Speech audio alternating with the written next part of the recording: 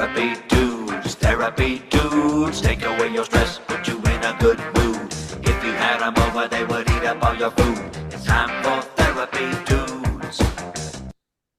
Welcome back. This is another episode of Therapy Dudes with Andre Karkamaz and Dan Fox. We have Harmony Barrett Isaacs here for part two of our talk on anxiety and all the problems in the world and just everything miserable. So we're going to help you through that. We're sponsored by Boulder Psychological Services. Go to Boulder Psychological Services for all your therapy needs, not nudes.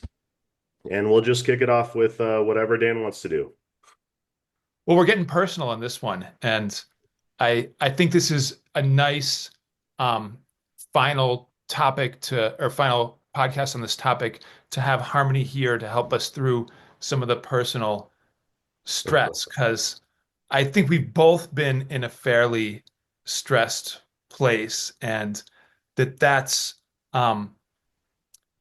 just something we're aware of. And Harmony, in the last podcast, you were just talking about the body being a golden door, which even though I'd never heard of that before, I was like, oh, I like that just Good analogy. as a Yeah. like reminder to be paying attention, because I've heard that like the body never lies, right? Our mind can be self-deceptive and ego protective and doing all these things that can be misleading, but our body is giving us like accurate feedback and information. Yeah. Yeah, it is very true.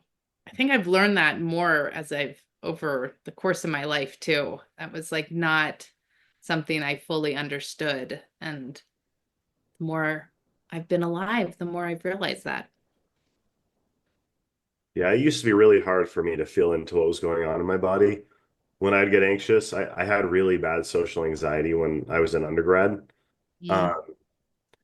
I mean, I would just stop breathing and I would have no clue that I stopped breathing. And after that, I would start shaking. And one time I had a final presentation in a class, and it was a class of like 50 people, and we all would present. It's like a 15-minute presentation we all had to do. And I was getting ready to present. I was already nervous. And I pulled out my flash drive, plugged it in. Nothing was there. So I just stared at the wall. I couldn't even turn to my colleagues. The teacher said, what are we doing? And I couldn't breathe. And I started shaking a little bit, and I just walked out. And that is how I used to deal with my anxiety. You're like, I will just avoid it. I will just walk away. And everyone burst out laughing. So I know they got something out of it, but I certainly got nothing pleasant out of that experience. So, Yeah. but the point I'm trying to make is I never realized how important it was back then to just notice that I'm not breathing, Mhm. right? And then just start regulating my breathing. Because when I did figure that out after going to therapy years later, it was a game changer. Mhm. Yeah, I remember, I actually have a very vivid memory. The first time I was a senior in high school and I was getting ready to graduate, and I was probably racing around like a chicken with my head cut off. And I think it was a dance teacher said, "Are you breathing?" And I was like, "Of course I'm breathing." But then she was like, "No, actually exhale and actually breathe." And I did, and I just burst out crying. And that was the first experience of that, of breath being connected to emotion.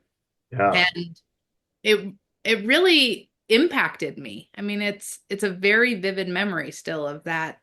Like, it's like I still exhale in the way that I did in that moment now when I'm trying to relax myself, if that makes any sense. Yeah. Well, and they say that if we're in that kind of heightened, sympathetic nervous system response place, that if we can take deep inhalations and exhalations, deep sort of belly breaths for 2 minutes, that we have like automatically brought ourselves back to that parasympathetic, chill, relaxed nervous system state, which I think is true. but Mhm. trying to do that when we're 2 minutes. really freaked out is like 2 minutes is an eternity. And Mhm.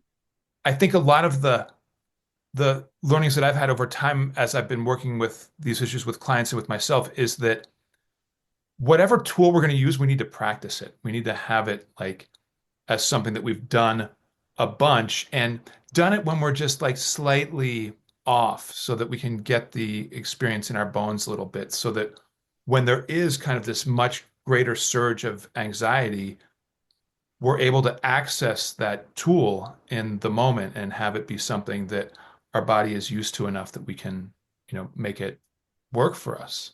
Um, Yeah. Yeah. What are those things that you even use?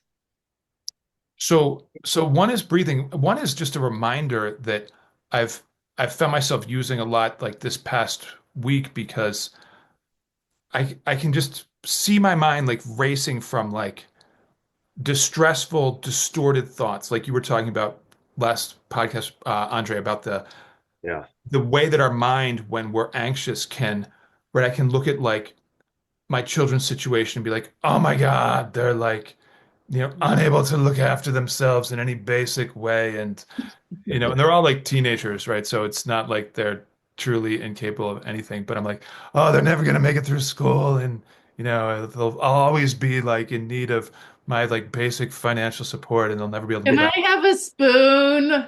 Right. Can I have a spoon? Yeah, it's like I finish work and I go out into like the group space when I'm at my office at home and immediately there's like, yeah, can I have a spoon? What's for dinner? And I'm Yeah. like, how have you all done like nothing in this space? Like it For just all gets this worse. time. And I'm like the maid and the servant and the breadwinner and like, I have this whole storyline that I've like when I notice I'm going through that, I know I'm in like one of those revved up, sped up, anxious places. And when I'm getting to those negative thoughts, I I can kind of like see those as cues now. And a lot of times, just the reminder that I know after a good night's sleep or even a bad night's sleep, I will wake up and that anxiety will be just like cut down to size tremendously. Like it's just so nice to give our brain that chance to rest and give our nervous system that chance to rest. Yeah. Um, and my dog is a very reliable way to be able to reduce anxiety and just go and like pet the dog, play with the dog, take the dog for a walk. Like those are pretty like easy wins, right? It's very predictable that I'll be in a better space after that, which is nice to have. Right? I like never got the understanding internally of why people, appreciated their pets so much until we finally got one during the pandemic. And then I was like, oh, like this is fantastic. And Yeah. um, They're just so- like just love muffins. They're just like there to like, right, just to be totally psyched to like see you and be all like it's like Yeah. the highlight of the day when like someone from the family comes into the house and ooh, and the dog will just like start like doing loops around the living room and just be like so delighted, which is like my kids were like that when they were 4. Now it's like it's different. the opposite, right? It's Yeah. different. I mean, we connect on deeper ways, but it's, they're teenagers, so, I'm like embarrassing and I have to be careful to kind of greet them the way I would the dog, because if I greet them with my list of anxious concerns I have about their future, that's not, we're not Not gonna connected. work. Yeah. Yeah. Yeah. So I've also been very conscious of taking time to connect with my kids these past couple of weeks because I've been reading this book that Monarch High School is, inviting the parents to read, which is on the parent-child connection, which Oh, What is that what it's called? yes, it's called the Parent-Teen Connection. And it's by Susan Casso, who is a local Oh, out here in the Boulder County area. well, I'll have to read it. Is it good? Yeah, it's just been a nice kind of like helpful reminder to like bring stuff into my consciousness about um you know being more intentional about the relationship. And it goes through things like your attachment style, your, communication style, whether it's like aggressive, passive, assertive, all those things that like we know we want to be secure in our attachment and we want to be assertive in our communication, but to really think about the nuts and bolts of what that means and also to reflect on how we've actually been showing up or how I've actually been showing up has been a useful practice. And the book really encourages you to just kind of break down what you've been doing recently with your teens and to think Cool. about it, be intentional, and practice some new strategies. I think well, go ahead, No, you go. Harmony.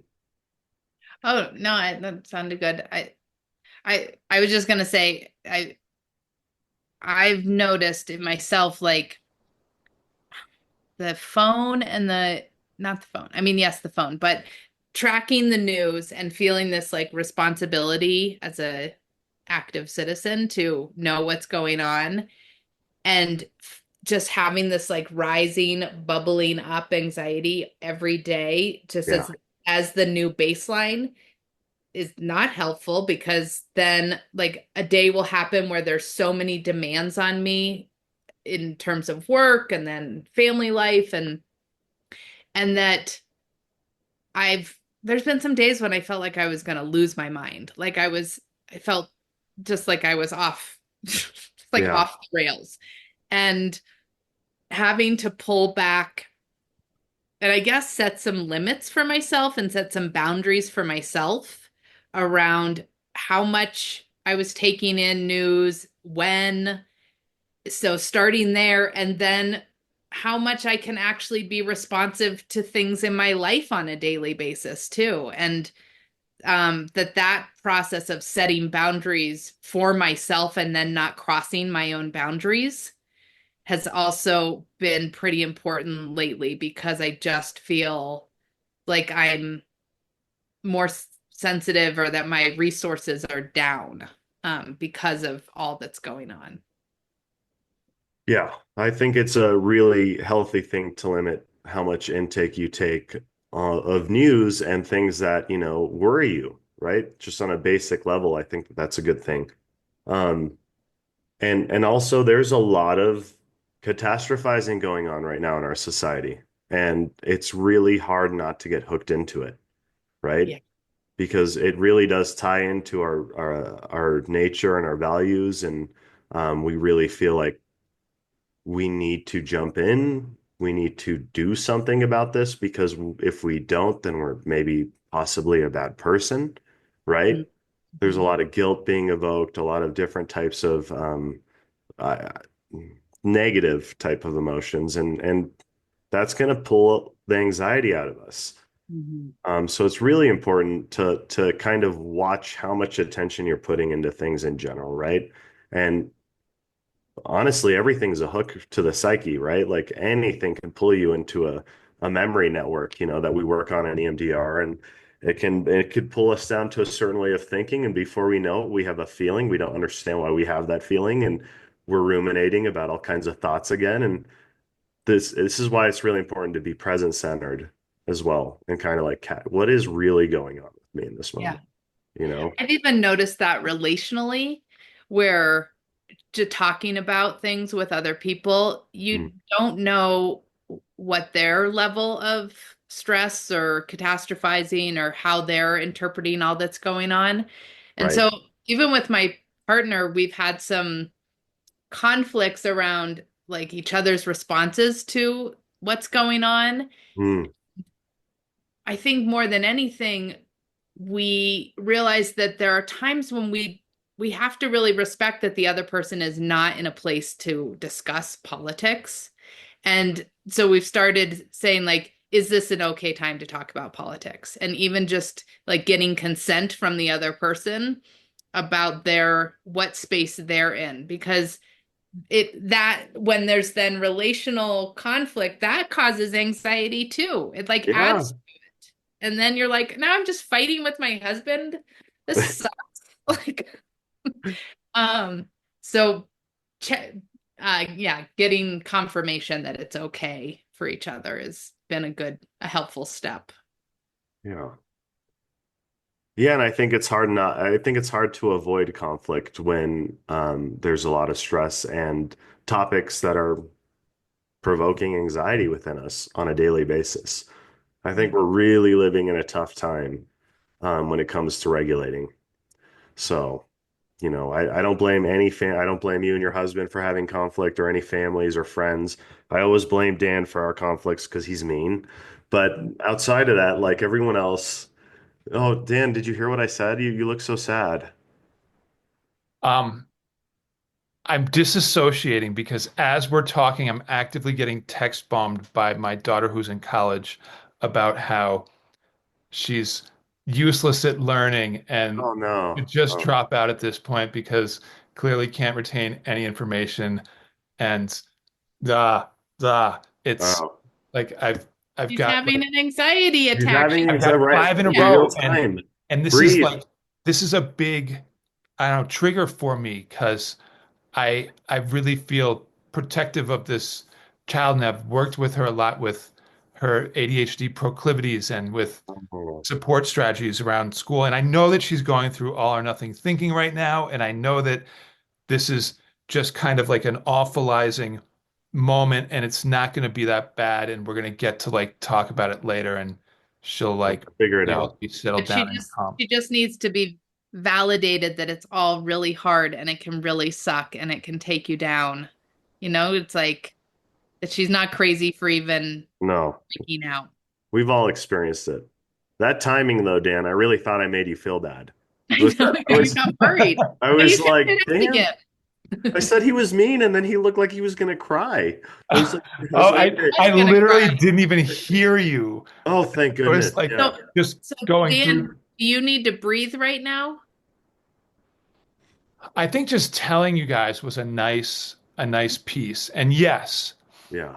I do need to take some deep breaths. And that that doesn't, fix everything, but it does get my nervous system more She's gonna be okay. We'll figure it aligned. out. She's gonna Yeah. be Yeah. okay. Yeah.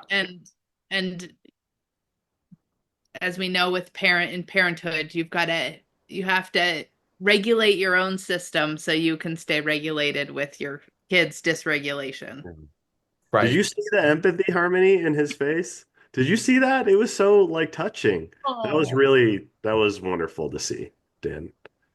You really care. Well, no, I do like this of my four kids right now. She's one that I'm like really, we're spending a lot of time on supporting her through this first year of college, and Yeah. I really believe in her and in her way of learning and that she can do it. And I also believe that the way that things are tested and the way that the homework School is system done is is not, it's just not conducive for her. And so, like, I'll show you guys my binder, right? But this is like a lot of paper, right? That is all like homework wow. and notes and stuff that she's had for her Yeah. chemistry and calculus classes. And we've been working on this stuff to just help her, find a way to access her good thinking about it. And it's like soul crushing when she doesn't do well and then gets down on herself. Like it like hits a nerve that I didn't know I had before I was a parent. Hmm. I'm not making fun of you the rest of the podcast. I just don't No, it's because it's Oh, so. thanks. Oh, Andre loves me after all. I just can't do it today. Yeah. Oh, yeah, I do. I also school is a whole different animal when it comes to anxiety and work and all this stuff. And, the systems aren't built for everyone, especially people who are neurodivergent. It's kind of hard, right? So, I hope she has some compassion towards herself, and I know she has a great dad and family with her, so we'll figure it out. Yeah. She'll get through it. I mean, she's obviously got like some amazing cheerleaders in her corner too. Yeah. And sometimes it can feel like, I think when you're that age and you like really struggling and your parents love you a lot, that like, oh, I'm letting them down because I can't do this. And it's like it can add to the stress of it. And I don't know. It's just like such a hard time to kind of learn how to be in the world in a whole different way. And Right. And just, I don't know, watching her go through it is like, it feels so like if it was me going through it, I just feel like I could be like, oh, well, whatever, this happens. But it's just so Somebody love. poignant. Yeah. Yeah. yeah. Kids. Well, it also speaks to how much she wants it. You know, if she didn't care, if it wasn't important to her, then she wouldn't. I need to be talking to you guys each time I get text bombed by her when she's I'm gonna like put You're this on. like, wait, I have to talk to my advisors. I'll get back to you. Oh. I think set you up more guys should do podcasts this. like You just do this part of the podcast so you get your own therapy. You bring on guests and then you're like, True. okay, All right, you personal guys time. ready? we're getting outed by Harmony. I can't believe- Decide. And then you're We like- can't bring you're anyone like, else on. text me in the middle of it. And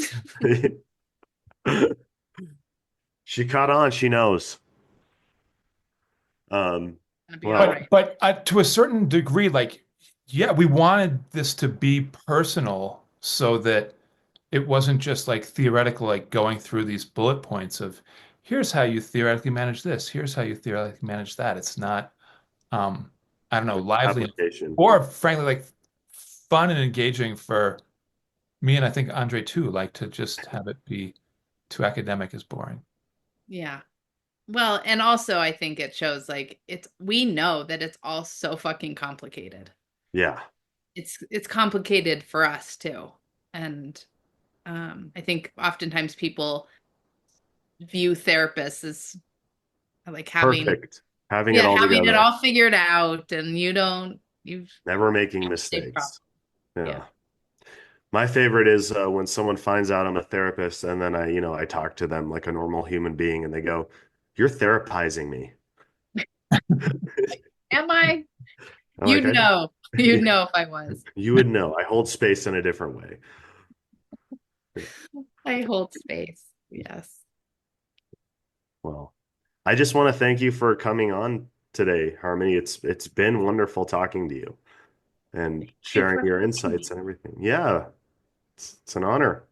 It's my first podcast. I feel like 10 out this of is 10. a very safe way to enter the podcast field. Yeah, Crushed Thank you. it. Crushed crushed it. it. And we helped Dan at the same time. I don't know if I could have done it alone. So thank you. Ah, That Yeah, was I a very really sad appreciate version. having you both here today. Thank you. Yeah. I guess, is it time to wrap? Any last thoughts? Come back on the podcast Yep, whenever we you want to want. have you back. Yeah. okay. I'll come back. Okay. All right. Thanks for listening. Like and subscribe. Here comes our outro. Therapy dudes, take away your stress, put you in a good mood. If you had them over, they would eat up all your food. It's time for therapy dudes. Therapy dudes, take away your stress, put you in a good mood. Listen to them anytime you're coming unglued. Time for therapy dudes. Time for therapy. Time for therapy. Shout out to Jeremy Dion. We love him. He made the music. Have a good one, everybody.